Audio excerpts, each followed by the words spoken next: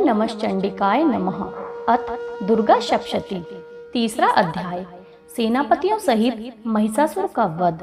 महर्षि मेधा ने कहा, महिषासुर की सेना नष्ट होती देखकर उस सेना का सेनापति चिक्षुर क्रोध में भरकर देवी के साथ युद्ध करने के लिए आगे बढ़ा। वह देवी पर इस प्रकार बाणों की वर्षा करने लगा मानो सुमेरु पर्वत पर पानी की धार बरसा रहा हो। इस प्रकार देवी ने अपने बाणों से उसके बाणों को काट डाला और उसके घोड़े व सारथी को मार दिया। साथ ही उसके धनुष और उसकी अत्यंत ऊंची ध्वजा को भी काट कर नीचे गिरा दिया। उसका धनुष कट जाने के पश्चात उसके शरीर के अंगों को भी अपने बाणों से बींध डाला। धनुष, घोड़े और सारथी के नष्ट हो जाने पर वह असुर ढाल और तलवार लेकर देवी की तरफ आया। उसने अपनी तीक्ष्ण धार वाली तलवार से देवी के सिंह के मस्तक पर प्रहार किया और बड़े वेग से देवी की बाईं भुजा पर भी वार किया। किंतु देवी की बाईं भुजा को छूते ही उस दैत्य की तलवार टूट टूट कर दो टुकड़ों में बट गई। इससे दैत्य ने क्रोध में भरकर शूल हाथ में ले लिया और उसे भद्रकाली देवी की ओर फेंका। देवी की ओर आता हुआ शूल आकाश से गिरते हुए सूर्य के समान प्रज्वलित हो उठा। उस शूल को अपनी ओर आते देखकर देवी ने भी शूल छोड़ा और महाअसुर के शूल के 100 टुकड़े कर दिए। साथ ही महाअसुर के प्राण भी हर लिए। चिक्षुर के मरने पर देवताओं को दुख देने वाला चामर नामक दैत्य हाथी पर सवार होकर देवी से लड़ने के लिए आया और उसने आते ही अपनी शक्तियों से देवी के ऊपर प्रहार किया। किंतु देवी ने अपनी हुंकार से ही उसे तोड़कर पृथ्वी पर डाल दिया। शक्ति को टूटा हुआ देखकर दैत्य ने क्रोध से लाल होकर शूल को चलाया, किंतु देवी ने उसको भी काट दिया। इतने में देवी का सिंह उछलकर हाथी के मस्तक पर सवार हो गया और दैत्य के साथ बहुत ही तीव्र युद्ध होने लगा। फिर सिंह जोर से आकाश की ओर उछला और जब पृथ्वी की ओर आया तो अपने पंजे में चामर का सिर धड़ से अलग कर दिया। क्रुद्ध हुई देवी ने गदा के प्रहार से उदक दैत्य को भी मार गिराया। भिंदीपाल से वाशकल को बाणों से, ताम्र और अंधक को मौत के घाट उतार दिया। 3 नेत्रों वाली परमेश्वरी ने त्रिशूल से उग्रास्य, उग्रवीर्य और महाहनु नामक राक्षसों को भी मार गिराया। उसने अपनी तलवार से विडाल नामक दैत्य का सिर भी काट दिया तथा अपने बाणों से दुधर और दुर्मुख राक्षसों को यमलोक पहुंचा दिया। इस प्रकार जब महिषासुर ने देखा कि देवी ने मेरी सेना को नष्ट कर दिया है तो वह भैंसे का रूप धारण कर देवी के गणों को दुख देने लगा।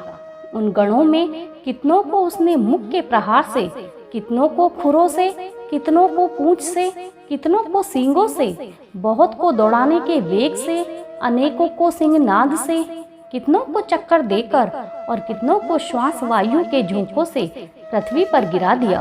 वह दैत्य इस प्रकार गणों की सेना को गिरा देवी के सिंह को मारने के लिए दौड़ा। इस पर देवी को बड़ा गुस्सा आया। उधर दैत्य भी क्रोध में भरकर धरती को खुरों से खोदने लगा तथा सींगों से पर्वत को उखाड़ उखाड़ कर धरती पर फेंकने लगा और मुख से शब्द करने लगा।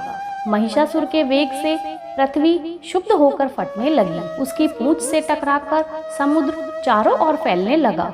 हिलते हुए सींगों के आघात से मेघ खंड खंड हो गए और श्वास से आकाश में उड़ते हुए पर्वत फटने लगे।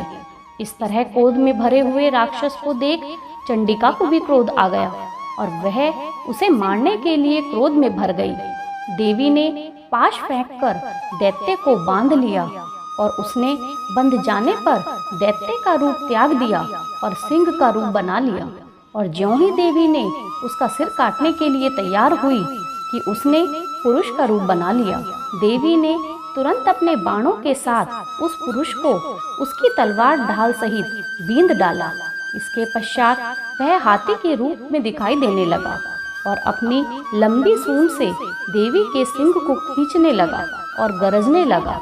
देवी ने अपनी तलवार से उसकी सूंड काट डाली तथा राक्षस ने भी एक बार फिर भैंसे का रूप धारण कर लिया। और पहले की तरह चर अचर जीवों सहित समस्त त्रिलोकी को व्याकुल करने लगा। इसके पश्चात क्रोध में भरी हुई देवी ने बारंबार उत्तम मधु का पान करने लगी और लाल लाल नेत्र करके हंसने लगी। उधर बलवीर्य तथा मद के क्रुद्ध हुआ दैत्य भी गरजने लगा। देवी ने कहा, ओ मूर्ख, जब तक मैं मधुपान कर रही हूँ तब तक तू गरज ले, और इसके पश्चात मेरे हाथों तेरी मृत्यु हो जाने पर देवता गरजेंगे। महर्षि मेधा ने कहा। यों कहकर देवी उछलकर उस दैत्य पर जा चढ़ी और उसको अपने पैरों में दबाकर शूल से उसके गले पर आघात किया। देवी के पैर से दबने पर भी दैत्य अपने रूप में अपने मुख से बाहर आने लगा। अभी वह आधा ही बाहर निकला था कि देवी ने अपने प्रभाव से उसको रोक लिया। जब वह आधा निकला हुआ ही दैत्य युद्ध करने लगा तो देवी ने अपनी तलवार से उसका सिर काट दिया। इसके पश्चात सारी राक्षस सेना हाहाकार करती हुई वहां से भाग खड़ी हुई और सब देवता अत्यंत प्रसन्न हुए तथा ऋषियों महर्षियों सहित देवी की स्तुति करने लगे। गंधर्वराज गान और अप्सरा नृत्य करने लगी। बोलो जय माता दी।